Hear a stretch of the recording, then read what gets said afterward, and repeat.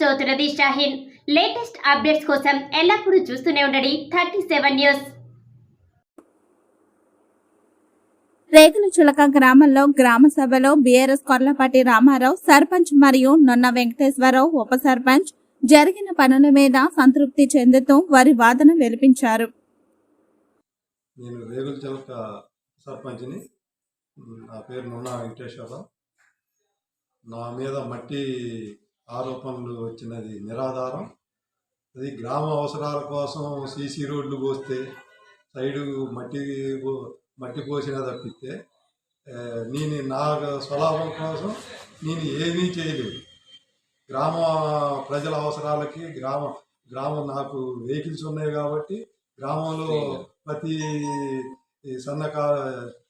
చిన్న వాళ్ళకి తోలిన తప్పితే ఎవరి కాడ ఒక రూపాయి కానీ తీసుకున్నట్టు గ్రామ ప్రజల తరఫున అనిపిస్తే నీ దేనికైనా సిద్ధం. దానికి ఒక మా బాబాయ్ వాళ్ళకి తోలిన అది రైతు పొలానికి తోలినా కానీ వాళ్ళకి దాంట్లో తీసుకొని ఐబీ వాళ్ళతో తీసుకొని వాళ్ళు పర్మిషన్ తీసుకొని తోలారు. అట్లాగనే కానీ మనం నా మీద వచ్చిన మట్టి ఆరోపణలు అది నిరాధారమైన అది గినక నిరూపిస్తే నేను దేనికైనా సిద్ధం. అది రేగులచిలక గ్రామం. అయితే మా గ్రామంలో ఒక గ్రాండ్ ఫ్యాక్టరీ ఉంది. 2006 నుంచి ఇంతవరకు ట్యాక్స్ కట్టలేదు. 2006 నుంచి ఈ గ్రామ పంచాయతీ బాయిలు ఉన్నాయి. అది ఇనాం భూమి.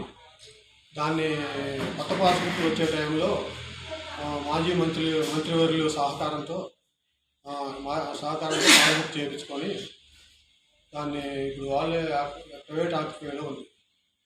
గోడౌన్స్ ఉన్నాయి. నూనె గిజ్జల గోడౌన్ నా చిన్నతనం నుంచి ఉంది. అది దాన్ని కూడా వాళ్ళే ఏ ప్రూఫ్ లేదు ఆక్యుపై చేసుకొని షెడ్ వేసి దాంట్లో ముందు వాళ్ళు నడిపిస్తుంటారు అన్నట్లా.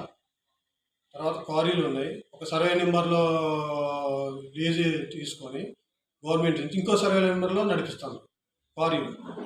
అది నా 2-3 ఎకరాలు 4 ఎకరాలు తీసుకొని 10-15 ఎకరాలు క్వారీ నడిపిస్తాను. గ్రామ పంచాయతీకి ఎలాంటి నిధులు కట్టట్లేదు. 2006 నుంచి ఏ పర్మిషన్ లేకుండా గ్రామ పంచాయతీ పర్మిషన్ లేకుండా గ్రానైట్ ఫ్యాక్టరీ నడిపిస్తాను.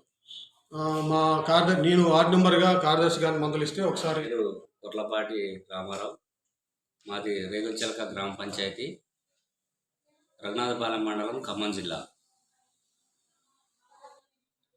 గత ప్రభుత్వంలో నేను సర్పంచ్గా 5 సంవత్సరాల కాలం పనిచేయడం జరిగింది.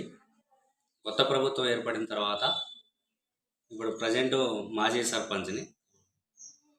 మా గ్రామంలో నూతనంగా 2019లో గ్రామ పంచాయతీ పాలకవర్గం ఏర్పడిన తర్వాత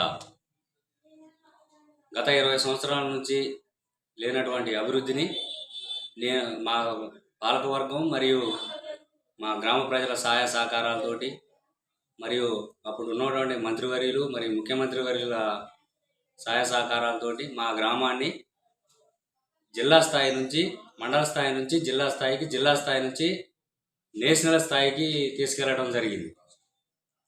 రాష్ట్ర స్థాయి అవార్డు కూడా తీసుకోవడం జరిగింది. మా గ్రామ పంచాయతీ పరిధిలో పారిశుద్ధ్యం కానీ, డ్రైన్స్ కానీ, సీసీ రోడ్లు కానీ 100% సీసీ రోడ్లు, ఒక సీసీ రోడ్డు కూడా ఇన్కంప్లీట్ లేదు. 100% సీసీ రోడ్లు పూర్తి చేయడం జరిగింది. అది మంత్రి గారి యొక్క సహాయ సహకారాలతోటి ఏ శాఖలో అయితే అవైలబుల్ ఉన్నదో ఫండ్, శాఖలతోటి సంబంధం లేకుండా మా గ్రామ పంచాయతీకి అందించడం జరిగింది. అదేవిధంగా మేము అభివృద్ధి చేయడం